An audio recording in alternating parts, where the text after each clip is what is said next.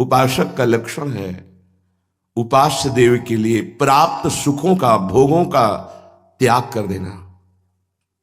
बलिहार है उस बुद्धि को जो इस विचार में आती है कि मैं प्रभु के लिए, प्रियाजू के लिए हर दुख को सहूंगा, जानबूझ करके या प्रारब्धानुसार जैसी भी परिस्थिति आएगी उसको सहूंगा, पर अब संसार के भोगों में नहीं जाऊंगा, अब संसार के संबंधों को अपना नहीं मानूंगा। ये उपासक की उपासना है। इसी उपासना से उपास्य देव मिलते हैं। जब तक हम अपनापन शरीर संबंधियों और भोगों में, तो देखो हम कितने कमजोर हो जाते हैं कि हम जी नहीं सकते इनके बिना। और कैसी प्रियाजू की शरणागति की वृत्ति है कि एक झटके में पूरे त्रिभुवन के रागों को मिटा देती। चंचल चित्त आकर्षणी, सच्ची मानिए पूरे जीवन देखा है, उनकी कृपा को देखा है, प्रतिपल संभाल को देखा है, अनंत माताओं के दुलार को देखा है। आगे हमें पता नहीं कि हमारा कदम कैसा गिरेगा, पर फूलों में गिरता है। बार बार चित्त शरणागत होने पर भी शरणागत होता है कि प्यारी जो यदि आप न संभालती तो ये जीवन नरक बन जाता, ये वासनाएं जाल में बांध लेती, ये अहंकार मिट्टी में मिला देता। करुणामयी केवल आपकी करुणा प्रतिपल संभाल रही हम सबको। आप जान नहीं पा रहे स्वामिनी जी की कृपा को, क्योंकि अहम विचार में है तो वो विचार स्वामिनी जी तक नहीं पहुंच पा रहा। नहीं, आप देखेंगे प्रतिपल आपको कितना महान बना रहे हैं श्री जी, प्रतिपल आपको कितना संभाल रहे हैं। जब ये पता चलेगा तो एकांत में रोना आने लगेगा। श्री जी आप हमें इतना प्यार करते हैं, हम आपके लिए क्या कर सकते हैं? हमारे पास जो कुछ है वो आपका दिया हुआ है, ये तन, ये मन, ये बुद्धि, प्राण, वस्तु, जो भी, हम आपको क्या दे सकते हैं? बस आपके प्यार में, आपकी कृपा में हम बिक जाते हैं। इतना है कि हम मन वचन कर्म से आपके सिवा हमारा कोई नहीं। सच्ची कहते हैं, हृदय की बात कहते हैं। पग पग पर ये देखा है कि स्वामिनी जो कैसे संभालती है शरणागत को, पग पग पर यदि उसको अन्य भरोसा आश्रय ना हो तब वो अनुभव करता है। अगर अन्य भरोसा आश्रय है तो उसको अपनी बुद्धि की चतुराई नजर आती है, दूसरे का सहयोग नजर आता है, अन्य आश्रय में वो सुखी होना चाहता है। बलिहार है उपासना और उपास्य देव में आसक्ति हो जाना। हमारी उपासना है समर्पण, उपास्य देव को समर्पण ही हमारी उपासना है। मन का समर्पण, बुद्धि का समर्पण, इंद्रियों का समर्पण, हमारे जीवन का समर्पण, हमारे संबंधों का समर्पण। सारे संबंध हमारे लाल बिहारी बिहारी जी से, ये हमारे यार हैं, ये हमारे मित्र हैं, ये हमारे सुहृद हैं, यही हमारे माता पिता हैं, यही हमारे गुरु हैं, यही हमारे आराध्य देव हैं, यही हमारे प्रिय सखी हैं, सर्वस्व यही है। सच्ची मानिए यही हैं और नहीं है, और जो है वो भ्रम है। इसी भ्रम को अध्यात्म मिटाता है। श्रीपाद प्रबोधानंद जी महाराज कह रहे हैं, बहुत सुंदर इस श्लोक में वर्णन करते हैं कि यदि आपको वृंदावन आने को मिल गया और थोड़ी भी वृंदावन की निष्ठा आ गई तो बात बन जाएगी। निष्ठा आना जरूरी है। हृदय हमारा निष्ठा करता है पारिवारिक संबंधों की, हृदय हमारा रहता है भोगों में, विश्वास होता है संपत्ति का, भरोसा होता है सुहृद जनों का। ये बहुत ही माया की दुरंत मोहिनी चाल है जिससे निकल पाना बहुत कठिन है। दुरादपाश स्वजनाम सुखमर्थ कोटिम सर्वेशु साधन वरेश चिरम निराशा। ये केवल कृपा पात्र का जीवन होता है। ना पारिवारिक संबंध सुखों का, ना अर्थ के सुखों का, ना साधना के सुखों का, एकमात्र प्यारे जू के चरणारविंद के सुख का जब लक्ष्य बनता है तब चमत्कार होता है जीवन में। कहां पार्थिव पांच भौतिक शरीर में आसक्त जीव और कहां चिदानंद रस का भोक्ता बन गया, कहां वो दैन्यता से विषय में पतित हो रहा था, कहां त्रिभुवन पति को अधीन कर लिया। ये उपासना। कैसी उपासना हुई, वासना को मिटाकर त्रिभुवन पति को अधीन कर लिया। प्रिया प्रीतम उस प्रेमी के अधीन होते। अगले श्लोक में आएगा, इस श्लोक की निष्ठा को समझिए। श्रीपाद कह रहे हैं, जिसने वृंदावन को अपना मान लिया, बड़ा चमत्कारिक है वृंदावन, बड़ा चमत्कार है, बड़ी दिव्यता है, बड़ी दिव्यता है। वो वाणी की सामर्थ्य नहीं कि बता सके। चलते चलते दृश्य बदल जाता है। बैठे बैठे किसी और देश में होता है उपासक, शुद्ध बुद्ध सबका अपहरण कर लेते हैं आराध्य देव। बस एक बार ईमानदारी से समर्पण करने की जरूरत है। सारा का सारा सार सत्संग का समर्पण है। बेपरवाह हो जाओगे। अनंत ब्रह्मांडों का पालन पोषण लय करने वाले प्रभु वो तुम्हारे अधीन हो जाएंगे। अहम भक्त पराधीनो अस्वतंत्र, मैं भक्त के सामने स्वतंत्र नहीं हूं, जैसा वो चाहेगा वैसा मेरे से करवाएगा। मैं पराधीन हूं, यद्यपि ईश्वर हूं, परम स्वतंत्र, सिर पर कोई, पर मेरे सर पर भक्त हैं जिन्होंने अपना अस्तित्व मिटाकर आत्मसमर्पण कर दिया। अब उनकी अधीनता मैंने स्वीकार कर ली। इस शब्द को समझना। कोई बड़ा पदाधिकारी आके आपसे हाथ मिला ले तो पूरे जीवन आप नहीं भूलेंगे कि मुझ गरीब से वो हाथ मिलाए, मुझे छाती से लगाया। अनंत ब्रह्मांडों का ईश्वर कह रहा है मैं तुम्हारे अधीन हो जाऊंगा और तुम्हें अनुभव में आएगा। ऐसा नहीं है कि केवल कोरी बातें रहती हो, नहीं नहीं, एक एक पल में उनका सानिध्य अनुभव होता है। एक एक पल उनका प्यार दुलार। आचार्य कृपा न करे तो हृदय फट जाए। उनके आनंद को, प्रेम को सहने की सामर्थ्य इस पांच भौतिक रचना में नहीं है। ये तो आचार्य कृपा से पुष्ट होता है, तब वो उस प्रेम रस को सह जाता है, नहीं तो सामर्थ्य नहीं है। जो कृपा अवतरित होती है उसको सहने की सामर्थ्य नहीं है। ये आचार्य कृपा से आप काम क्रोध को नहीं सह पा रहे। प्रेम, अरे प्रियालाल को विकल कर देता है। आप क्या हैं? प्रियालाल को विकल कर देता है प्रेम। वो प्रेम वृंदावन प्रदान करता है। देखो कितना सुंदर। इस पर जब चिंतन हुआ कि कितना कृपालु वृंदावन है, जो हम बड़ी बड़ी साधनाओं से प्राप्त नहीं कर सकते, वो वृंदावन की कृपा मात्र से प्राप्त हो जाता है। इदम भगवदर्पणाचरितम सर्वसत कर्मणाम फलंच भगवत पदाम्बुजम सुभक्ति मत संगते फलात्म भगवत कथामृत रुचि श्रुति नाम परम फलम मदन मोहनो यद्वमैक्षि वृंदावने। जिसने वृंदावन को अपना स्वीकार कर लिया, क्या स्वीकार कर लिया? अब मेरा जीवन वृंदावन को बिक गया है, मेरा कोई अस्तित्व नहीं है। आप अमुक जगह नहीं गए, आपका वहां नहीं गए, उनसे मिलने नहीं गए, वहां नहीं, मेरा अस्तित्व नहीं है। मैं बिका हुआ हूं, वृंदावन के हाथ बिक गया हूं। और सब धाम सब पुरियां जहां जहां प्रभु प्रकट होते हैं, लीला करते हैं, इसी बात की तो है। तो वृंदावन धाम तो प्रेम धाम है।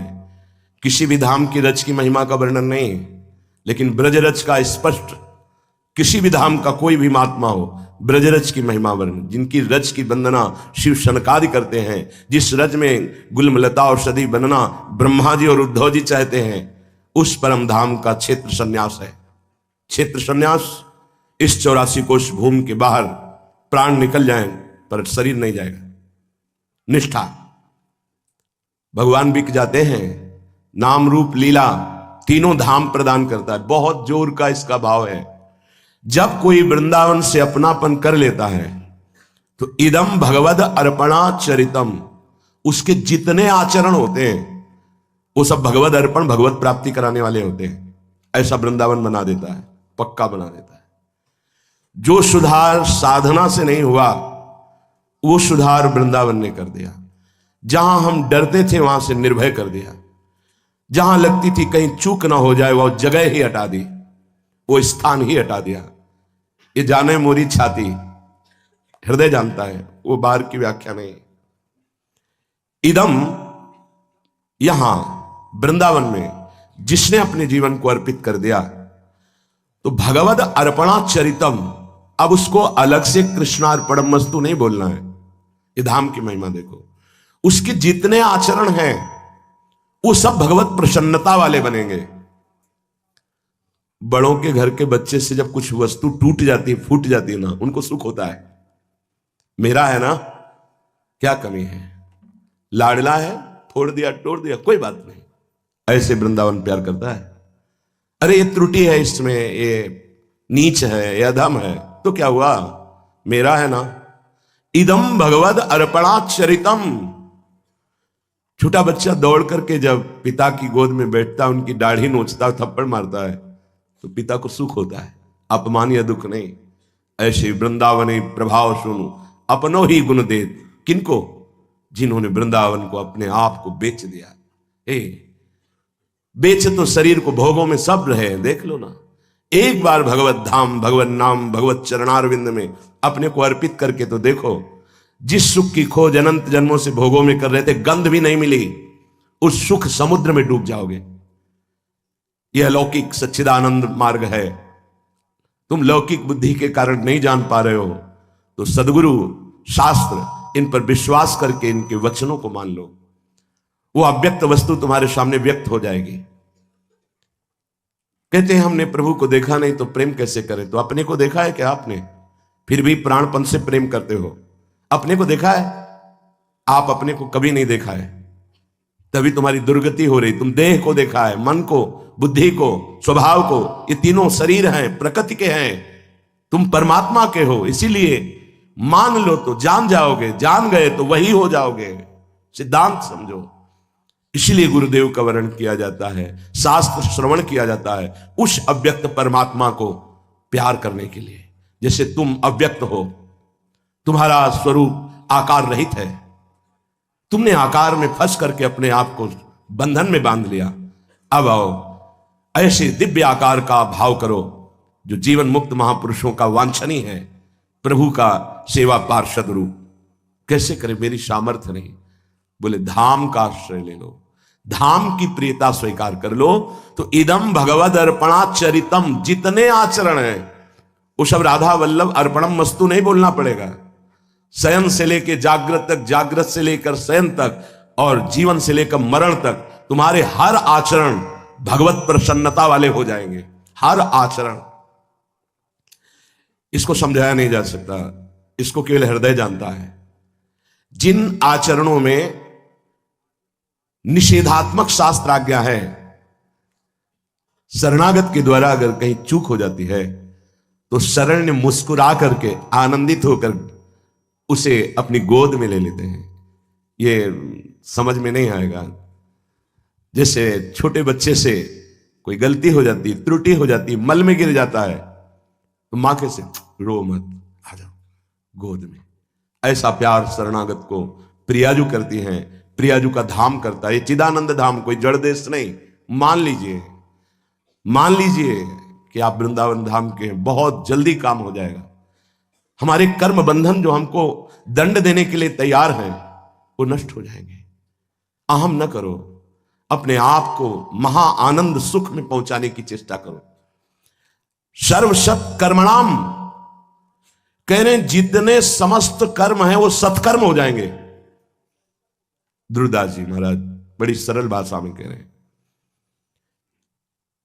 और देश के बसत ही घटत भजन की बात, वृंदावन में स्वार्थ उलट भजन हो जात। यहां स्वार्थ वसात कुछ सामान लेने बाजार जा रहा है, उसका भजन माना जाएगा, महाभजन। पता नहीं कितने वैष्णव जनों के दर्शन हो जाएंगे। एक कण भी वायु के संयोग से शरीर में स्पर्श हो गई, पावन हो जाता है। यहां वृंदावन में जो कबहू कछुक भजन नहीं होए, रज तो उड़ी लागे तने, पीवे यमुना तो। सर्वसत कर्मणाम, ये धाम की महिमा है। जिसने अपने आप को धाम के हवाले कर दिया तो उसके हर कर्म सत्कर्म हो जाते हैं, सब कर्म समर्पित हो जाते हैं और हर कर्म सत्कर्म बन जाते हैं। इस पे तर्क काम नहीं करेगा। एक जंगहा लोहा पड़ा है, सबके पैरों की ठोकरे खा रहा है, पारसमणि स्पर्श कर दिया तो चमकता हुआ सोना बन गया, क्या करोगे? लोहे में सामर्थ्य नहीं थी, ये तो पारसमणि का चमत्कार है। सेवक जी महाराज कह रहे हैं, आलय बन बसत संग पारस के, आयस कनक समान भयम। वृंदावन धाम ऐसा चमत्कार दिखाता है, जो अपना जीवन धाम को अर्पित कर देता है तो जैसे जंगहा लोहा पारसमणि के स्पर्श से स्वर्ण बन जाता है, ऐसे धाम के प्रताप से वो जैसे स्वर्ण आभूषणों के काम में आता है, श्री विग्रह को आभूषण धारण कराए जाते हैं, ऐसे ही वो नीच पुरुष वो भगवत पार्षद तनु धारण करके प्रभु की दिव्य सेवा प्राप्त कर लेता है। आलय बनबसत संग पारस के, आयस कनक समान भयम। मांगो मन मनस दास अपनी करी, पूर्ण काम सदा हृदयम। हे पूर्ण काम प्रिया प्रीतम, आपको मेरी जरूरत नहीं, लेकिन मेरे हृदय की मांग है कि मैं आपकी दासी बनूं, आपकी सखी बनूं, आप युगल सरकार की सेवा में रहूं। आप पूर्ण काम है, आपको मेरी जरूरत नहीं। मांगो मन मनस दास अपनी करे, आपके मन के अनुसार मैं आपकी दासता कर सकूं, ऐसा मुझे कृपा करके भाव प्रदान कीजिए, सामर्थ्य प्रदान कीजिए। कह रहे हैं कि फलंच भगवत पदाम्बुजम, समस्त सत्कर्म और भगवत अर्पित कर्म का फल होता है भगवान के चरणारविंद का सानिध्य प्राप्त हो जाना। उस उपासक को फलंच भगवत पदाम्बुजम, उठते बैठते चलते फिरते आपके हृदय में ये गोरे सांवले चरणारविंद प्रकाशित हो जाएंगे।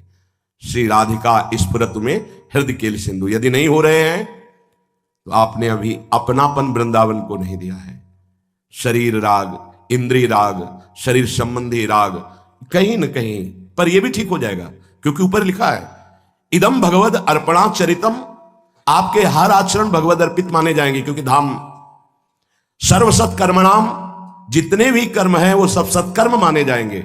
और आपके हृदय में एक दिन फलंच भगवत पदाम्बुजम, भगवत चरणारविंद आपके हृदय में जो फल है समस्त साधनाओं का, वो हृदय में जागृत हो जाएंगे। सुभक्ति मत संगते, जो भगवत प्रेमी महात्मा है उनका आपको नित्य संग प्राप्त हो जाएगा। ये दुर्लभ बात है। श्रीपाद कह रहे हैं ये धाम प्रदान करेगा।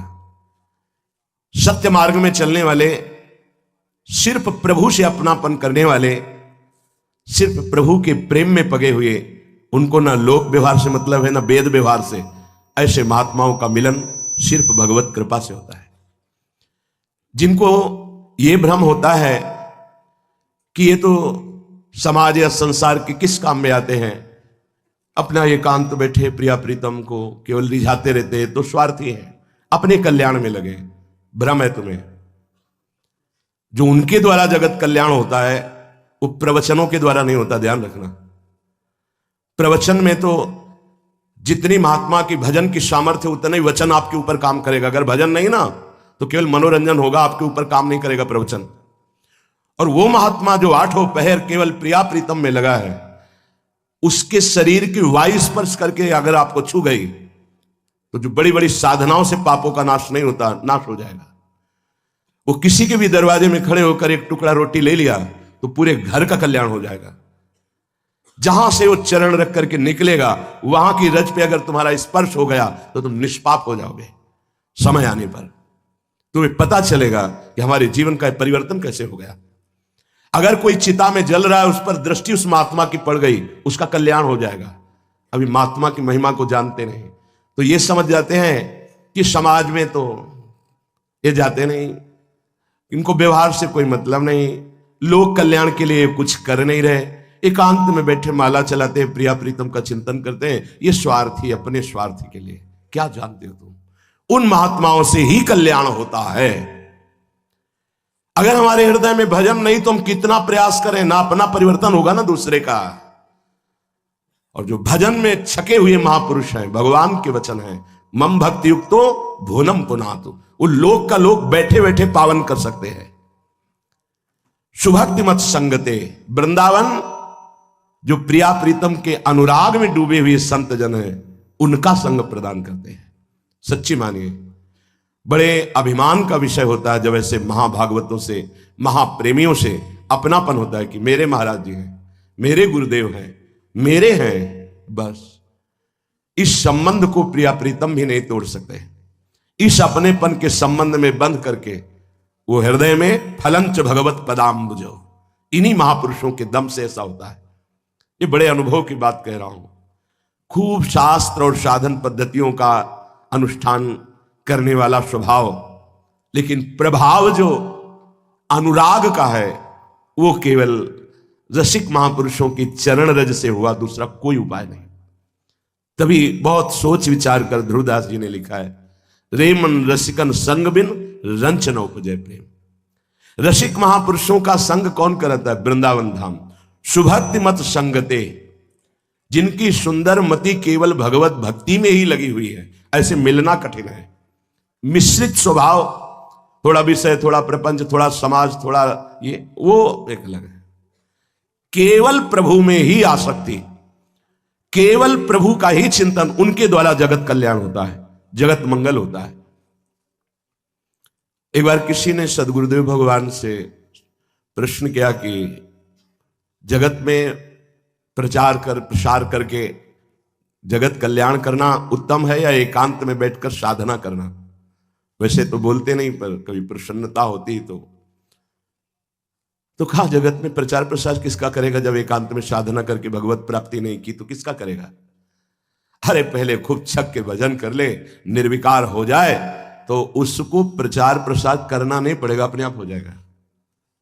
वो वचन आज तक जो बोले हैं, एक एक शब्द साकार होते देखा गया है, एक एक शब्द का साकार होते दर्शन हुआ है। गुरुदेव के एक एक वाक्य का जो बोले हैं उसका साक्षात्कार होते देखा गया। अपने आप जगत मंगल होगा यदि पहले आप भजन छक के करो, निर्विकार हो, भगवत प्रेम जागृत हो गया तो जगत मंगल। आपके पास कुछ है नहीं तो जगत मंगल किससे? केवल वाणी से थोड़ी हो जाएगा। वाणी से तो बहुत बोला जा रहा है। परिवर्तन किसका होता है? परिवर्तन होता है जब यहां परिवर्तन तो वहां परिवर्तन, जब यहां भजन तो सामने भजन। भजन युक्त वाणी प्रभाव देती है। सुभक्ति मत संगते, भगवत प्रेमी महात्माओं का संग मिल जाएगा। ये भगवान के चरणारविंद की असीम कृपा से होता है, और इनकी कृपा से भगवत चरणारविंद में अनंत प्रेम हो जाता है। प्रक्षण वर्धमानम अनंत महिमाशाली प्रेम भगवत प्रेमी महात्माओं की कृपा से होता है। फलात्म भगवत कथामृत रुचि। अब संत संग का फल जागृत क्या हुआ? बोले भगवत चर्चा में ऐसी रुचि है कि जी नहीं सकते। वो सब कुछ सह सकते हैं जो प्रकृति के वार है, पर हम भगवत चर्चा नहीं छोड़ सकते। ये फल है साधु संग का। बड़ा सुंदर स्वरूप। जो वृंदावन में अपनापन करके वृंदावन के हाथ अपने जीवन को दे देता है, उसके हर आचरण भगवत अर्पित माने जाते हैं, उसके हर कर्म सत्कर्म माने जाते हैं, उसके हृदय में भगवत चरणारविंद प्रकाशित हो जाते हैं, उसको भगवत प्रेमी महात्मा का संग मिलता है, उसके हृदय में भगवत चर्चा सुनने की आसक्ति पैदा हो जाती है। ये बहुत जोर की बात है। बावरों सो रस में फिरे खोजत नेह की बात, प्रेम बात सुनने के लिए। बड़े भाग्यशाली। जहां भगवान की चर्चा होती वहां व्यक्त अव्यक्त सब महात्मा जन पधारते हैं, जिनको आप देख भी नहीं सकते। वो सब श्रोताओं पर कृपा करते हैं। ये सब हमारे प्रभु की चर्चा सुनने के रसिक हैं। इनको प्रेम प्राप्त हो तभी हमारा साधन काम नहीं करता, उनकी कृपा काम करती है। यहां कौन कौन से धाम प्रेमी बैठे हुए आपको क्या पता? जो धाम की चर्चा हो रही, नाम की महिमा हो रही, भगवत रूप गुण की, आपको क्या पता कि आपके समीप ही कौन बैठा हुआ है? पूरे जीवन का रंग बदल देने वाला महात्मा इन्हीं के बीच में बैठा हुआ है। वो दृष्टि गोस्वामी जी को अगर प्रेत न बताता तो रोज कथा सुनने जाते थे। उनको क्या पता था महाबली महाभागवत हनुमान जी महाराज, जो ज्ञानी नाम अग्रणिम, ज्ञानियों में अग्रणी है, जो बुद्धिमताम वरिष्ठम है, वो गंदा ऐसे कपड़ा पहने ऐसे बैठे हैं। वो परिचय मिला तब जाने, ऐसे तुम्हें क्या पता यहां कौन बैठा है, किस कोटि का महात्मा बैठा है। बोले फलात्म भगवत कथामृत रुचि। काकभूषुंडी जी जानते थे क्या कि सामने हंस के रूप में देवाधिदेव महादेव बैठे हैं? जो वो चर्चा करते थे तो महादेव जी हंस के रूप में कथा सुनते थे। कौन जानता है यहां किस स्त्री पुरुष का रूप धारण करके परमात्मा प्राप्त भगवत प्रेमी महात्मा आया हुआ, क्या पता चले? वो अव्यक्त रूप में आपके पास ही बैठे, क्या पता चले?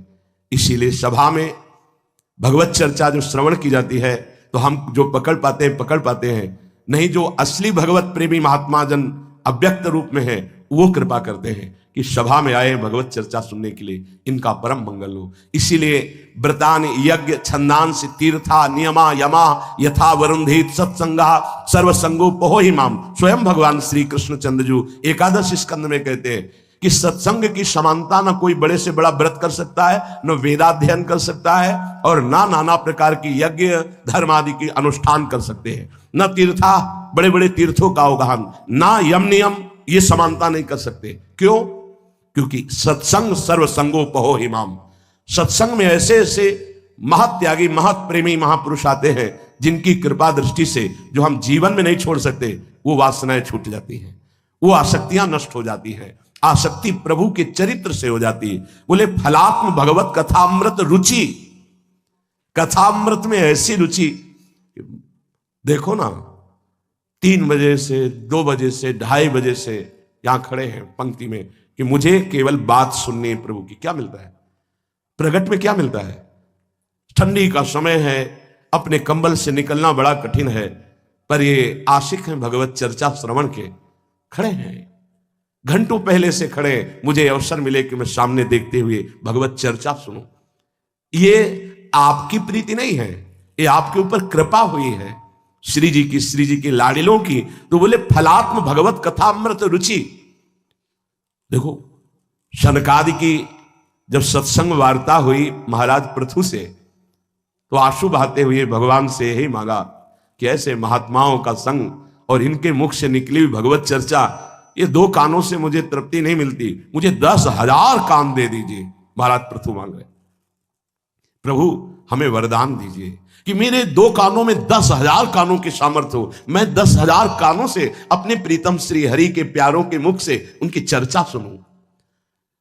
श्रुति नाम परम फलम, बहुत जोर की बात कह रहे हैं। श्रुतियों का परम फल है तत्वबोध। जो वृंदावन का आश्रय ले लेता है उसे तत्वबोध हो जाता है। श्रुति नाम परम फलम। और क्या कह रहे हैं आगे? बोले मदन मोहनो यद वीक्ष, वो मदन मोहन प्रभु का दर्शन भी पा जाता है धाम की कृपा से। मोहन मदन त्रिभंगी, मोहन मुनिमन रंगी।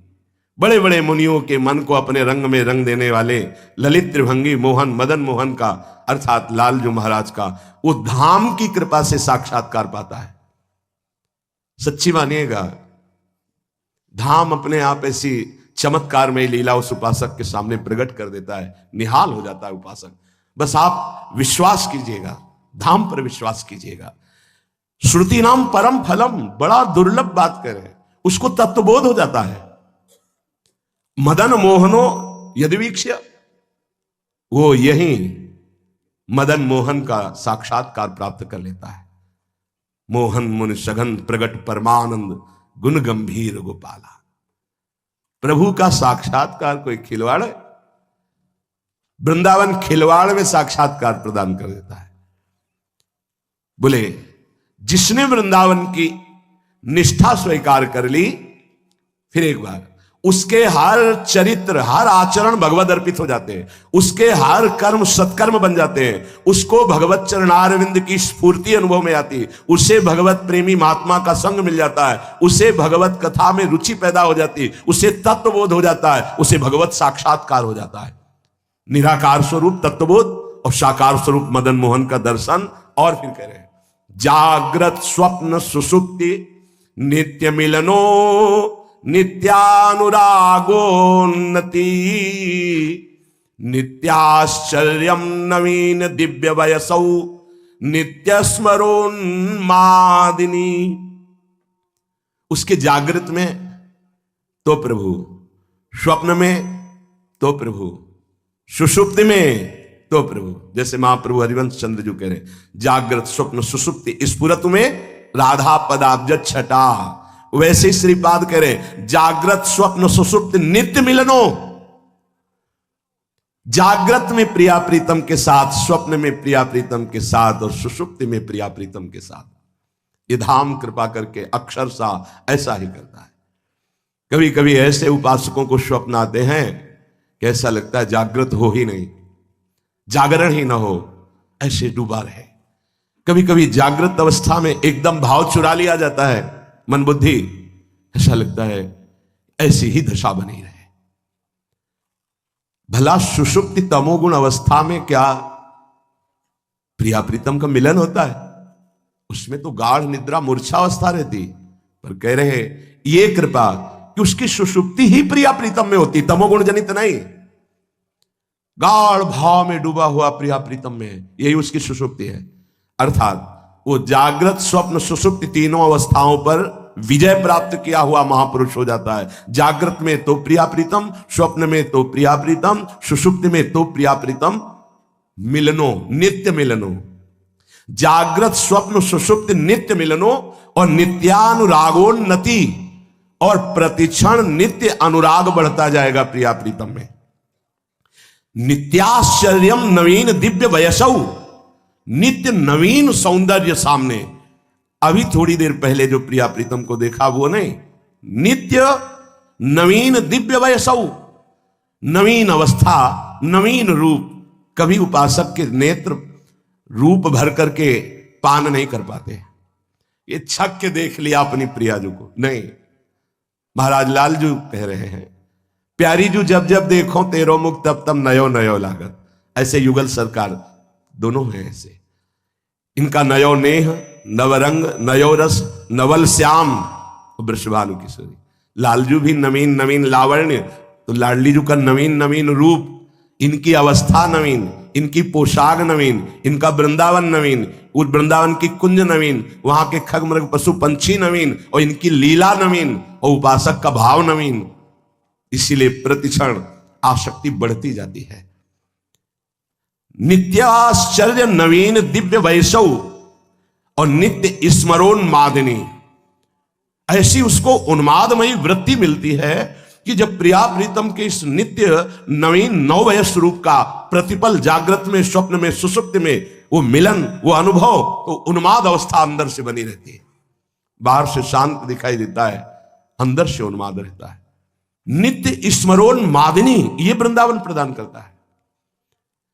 नित्यान्योन्य विचित्र केली कलनौ, अन्योन्य दोनों युगल सरकार ऐसी नित्य नवीन नवीन लीला करते हैं कि उपासक का चित्त उसी में डूबा रहता है। नित्याली वृंदान्वितौ, समूह की समूह नवीन सखियां उनकी सेवा में मगन, उसका दर्शन करके उपासक आनंद मगन होता है।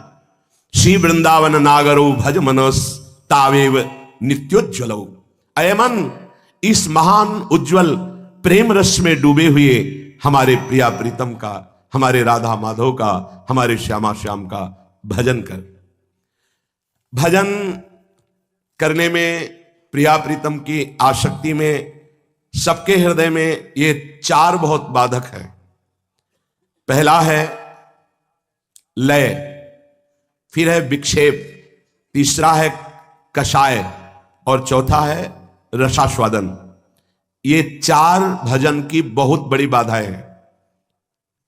ये प्राय बाहर नहीं, ये जो अंतर में डूबे हुए प्रेमी महापुरुष हैं, इन बातों का वही विशेष वर्णन होता है, नहीं तो बाहर इनका परिचय नहीं।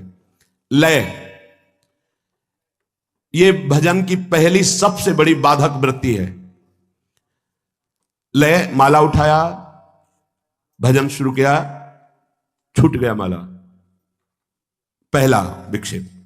लय का दूसरा विक्षेप, भजन शुरू किया, किसी विषय में गाढ़ चिंतन में डूब गया, न नाम न मंत्र, उसका चिंतन ही नहीं हो रहा। या हम पाठ शुरू किया, किसी विषय चिंतन, किसी अन्य चिंतन में इतना डूब गए कि कितने पद कितने नंबर के गा चुके हमको खुद पता नहीं। ये श्री जी में लय नहीं है, ये विक्षेप, ये जो बाधा है उसका लय का निषेध कर रहे हैं। भजन की पूर्णता के लिए इन चार बाधाओं का त्याग करना चाहिए। ये लय कैसे मिटाया जा सकता है? जो अति भोजन करते हैं वो इस बाधा को कभी नहीं हटा सकते। अति भोजन, एक तुम्हारी भोजन की नियमावली बन जानी चाहिए, इतने में काम हो जाएगा। कई बार चर्चा की है, दोबारा परोसने की भावना का त्याग कर दो, एक बार परोसवा लीजिए।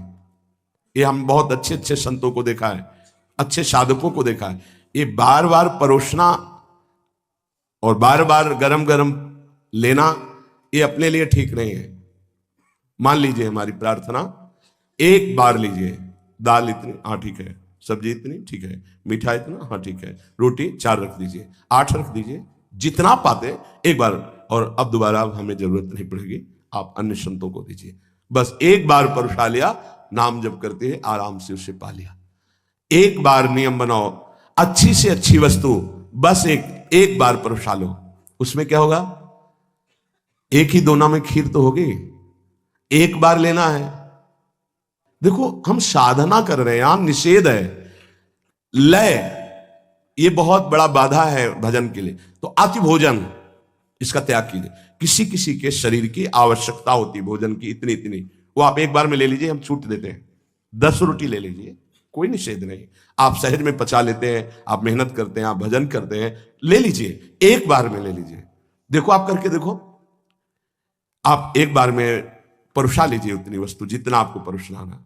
आपको ऐसा लगता है कि एक बार में जैसे दाल ली, 2 छोटा दोना हमारा काम नहीं चलता, तो आप बाबा जी हो रच का पात्र रखो, अपना रच का पात्र लेकर के गए, भाई इसमें डालो, इसमें डालो, तो ठीक है। आपको लगता है कि खीर आदमी ज्यादा आसक्ति है, तो 1 चम्मच दाल और 1 चम्मच खीर मिला करके पी लीजिए, आसक्ति खत्म हो जाएगी। आपको लगता है कि गुलाब जामुन बहुत प्रिय लगते हैं, तो सब्जी से सान के पा लीजिए गुलाब जामुन, ठीक हो जाएगा। भजन करना है कि गुलाब जामुन का टेस्ट लेना है? अरे राधा नाम सुधा रसम। देखो सब कोई इस मार्ग में नहीं चल पाता है। आप सब बड़े भाग्यशाली हैं, सच्ची कहते हैं, बड़े भाग्यशाली नहीं। प्रपंच रौंद रहा है, रौंद रहा है, अच्छे अच्छे धज्जियां उड़ाए है प्रपंच। आप बड़े भाग्यशाली, तो उसको और समेटिए, देख लीजिए, आप बहुत जल्दी लाभ प्राप्त होगा। लय ये बहुत बड़ी बाधा है, जो अपने संकल्प को, अपने अनुष्ठान को, अपने लक्ष्य को पूर्ण होने में बहुत बाधा पहुंचाता है। मन ही नहीं लगेगा, या नींद आ जाएगी, या बार बार जमुहाई या प्रपंच चिंतन में चले जाएंगे। अति भोजन, दूसरा कब्ज, कब्ज न बनने पावे। कब्ज है, मल अवरुद्ध है, तो फिर भजन में रुचि नहीं, कई तरह की बाधा आ जाएगी। जिसका पेट साफ ना होता हो तो औषधि है ऐसी, उन औषधियों का प्रयोग करो लंबे समय तक, थोड़ा थोड़ा, मृदु औषधियों का, एकदम तीक्ष्ण औषधियों का नहीं तो आपके साधन में विघ्न पड़ जाएगा। मृदु औषधियों का धीरे धीरे वो आंतों को साफ कर देगा। मलबंध नहीं होना चाहिए, अति भोजन नहीं होना चाहिए, और जो अन्न तुम्हें एक बार पाने में, पचने में परेशानी करे, वो दोबारा नहीं लेना। जैसे जीवन में कभी कोई पदार्थ ऐसा हुआ तो फिर मूंगफली कभी एक बार पाके देख ली, और संतों से कुछ ऐसी वस्तुएं लिखाई गई थी कि जिनको जीवन में ब्रह्मचर्य के लिए नहीं पाना। छोटी डायरी है वो रखी हुई, नहीं जीवन में नहीं, सामने जैसे है नहीं। जैसे गोभी है, ये गैस बनाती है, कब्ज बनाती है, नहीं पाया। कई ऐसे पदार्थ हैं संसार वाले, उनको मेहनत करनी है, अपने को बैठना है, अपने को वाणिज्य गायन करनी, भजन करनी, तो ज्यादा गरिष्ठ और गैस्ट्रिक पदार्थ ये नुकसानदायक है। जैसे सुनते हैं राजमा, ये जीवन में नहीं पाया गया, जीवन में नहीं पाया गया। क्यों? ये ब्रह्मचर्य घातक है, बलिष्ठ है और गैस्ट्रिक है। ऐसे पदार्थ हमें नहीं पाने। हमें रुचि नहीं देखनी है, हमको अपने जीवन को संभालना है, जो भगवत अर्पित करना है। प्रपंच में मनोरंजन करने का जिसका स्वभाव है, वो लय को प्राप्त हो जाएगा। जिनके पास मोबाइल है, अगर गेम खेलने का स्वभाव है, साधक होकर रील देखने का, और क्या कहते हैं उसको, जो कहानियां की नाटक बनते हैं, सीरियल, भैया हमें प्रिया प्रीतम का सीरियल देखना है। अगर आजकल प्रायः हर ऐसे बनाए जाते हैं जिनमें लौकिक आकर्षण की प्रधानता होती। भाई देखो, तुम भगवत मार्ग के पति को ये चीजें देखोगे तो तुम्हारा मन तुम्हें जलाएगा, फिर नहीं बचाया जा सकता, मन जलाएगा। हम जो देखते हैं उसका मनन होता है, जिसका मनन होता है वो हम करना चाहते हैं। कोई भी नौटंकी नाटक ऐसे नहीं है जो आपको विषय विलासिता से वैराग्य दिलाने वाले हों, विषय विलासिता का राग बढ़ाने वाले हैं। थोड़े दिन मनोरंजन ये छोड़ दो तो ऐसा मनोरंजन प्रिया प्रीतम कराएंगे कि रोते रहोगे। आनंद देखो, कितने सुंदर प्रिया जी, कितने सुंदर लालजू, कितना सुंदर वृंदावन, ये हमारे मनोरंजन होगा। जनमन रंजन, भक्त जनमन रंजन श्री भगवान है। इसीलिए विविध धुनियों में नाम करने की छूट दी है। तुम्हारा मन रजोगुण से हो गया है तो राधा नाम विविध धुनियों में गाया जाता है। आप लगाओ, उसी में झूमो, उसी में आनंदित हो। तो नाम कान में पड़ रहा है, राधा राधा राधा, तुम्हारा परम मंगल होगा। और व्यर्थ बोलने का स्वभाव, ये लय रूपी बाधा से बचने के लिए अति भोजन, कब्ज ना होना, अन्न जो पचने में परेशानी हो उसको दोबारा ना लेना, प्रपंच की क्रीड़ाओं, नौटंकी, नाटक, सीरियल, गेम, ये सब नहीं। देखो, अपना एक अलग जीवन है, भक्तों का एक अलग जीवन होता है। 5 मिनट 10 मिनट कुछ व्यायाम कर लिया और बस प्राणों का व्यायाम होता रहता है। मंत्र चिंतन, नाम चिंतन। अगर संयम से आप हैं, बहुत सुखद जीवन चलेगा आपका। ये सब गेम आदि जितने, ये व्यर्थ, इसमें क्या मिला आपको? और जलन, अच्छा जीत गए तो क्या मिला, और हार गए तो क्या मिला? कुछ नहीं। अगर उतने समय आप नाम जप कर रहे हैं, नाम कीर्तन कर रहे हैं, मन को जबरदस्ती लगाओ। आप सोच रहे हैं कि हम अभी मन को थोड़ा मनोरंजन करके, ये थोड़े में नहीं संतुष्ट होगा, इसकी टांग पर शर्ती चली जाएगी। ये इतना आपको परेशान कर देगा कि शायद है कि आपसे भजन ही होना बंद हो जाए। बहुत सावधानी की जरूरत। ये खींचेगा आपको। थोड़ा ये देख लेते हैं ना, इतनी देर पाठ करके आए हैं, कीर्तन करके आए, थोड़ा सा वो आपको बहुत लय अर्थात परमार्थ विमुख वृत्तियां पैदा कर देगा। और अधिक निद्रा और कम निद्रा दोनों लय को प्राप्त कराएंगे। जैसे आपके शरीर की आवश्यकता 5 घंटे नींद से पूरी हो जाती है, फिर आपके किसी भी दिनचर्या में आलस्य प्रमाद नहीं होना चाहिए, एकदम फिट। अब अगर आप 2 घंटे सोएंगे तो आपका भजन में विक्षेप हो जाएगा, आप सत्संग में सो जाएंगे। इतना कम नहीं और इतना अधिक नहीं कि आपका स्वभाव ही बन जाए सोना, इतना कम भी नहीं कि आपकी साधना में वो नींद परेशान करे। और एक नियमावली से सो लिया और फिर कट्टरता पूर्वक नींद से लड़े, ये लय से बच जाएंगे। और कोई भी व्यसन करना ये लय का कारण बन जाएगा। कोई भी नशा नहीं होना चाहिए। सिद्ध बनने की कोशिश ना करे कि अमुक संत तो अमुक अमुक, उनकी स्थितियां हैं। साधक को चाहिए कोई भी व्यसन नहीं होना चाहिए। इसीलिए लिखा महापुरुषों के जो आचरण उनके उपदेश से मिलते हो वही करने चाहिए। सब आचरण अनुकरणीय नहीं होते, वो जो आदेश कर रहे हैं उतने से ही।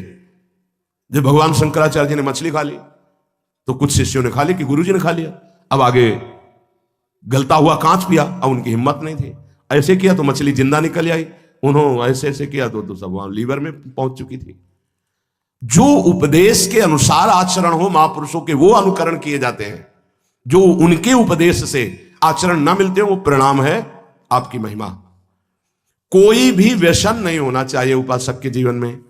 हमें लगता है कि बड़े धन्यवाद के पात्र है, कोई उपासक अभी तक तो एक भी नजर नहीं आया कि किसी भी तरह का कोई तंबाकू या किसी भी तरह का कोई मादक द्रव्य। तो धन्यवाद है कि बड़े कृपा पात्र हैं आप सब जन। जो गृहस्थी में उपासक हैं वो भी सावधान रहे, कोई भी व्यसन नहीं होना चाहिए।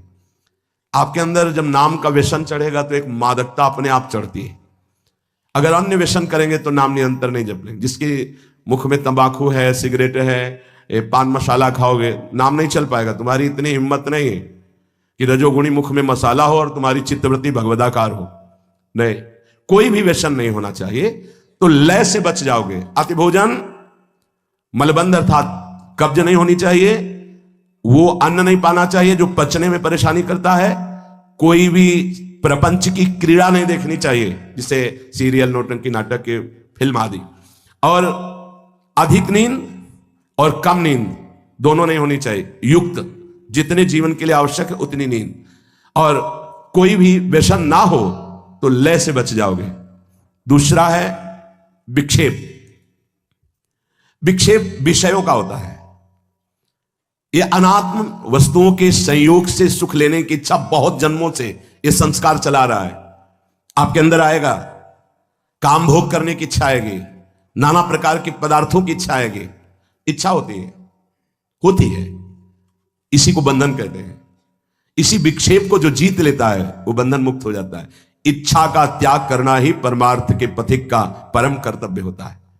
इच्छाओं का त्यागी होना चाहिए। जा ही न चाहिए कबहू कछु। इच्छा त्यागी मतलब विक्षेप का त्यागी। यही विक्षेप पड़ता रहता है। विक्षेप है विषय प्रियता।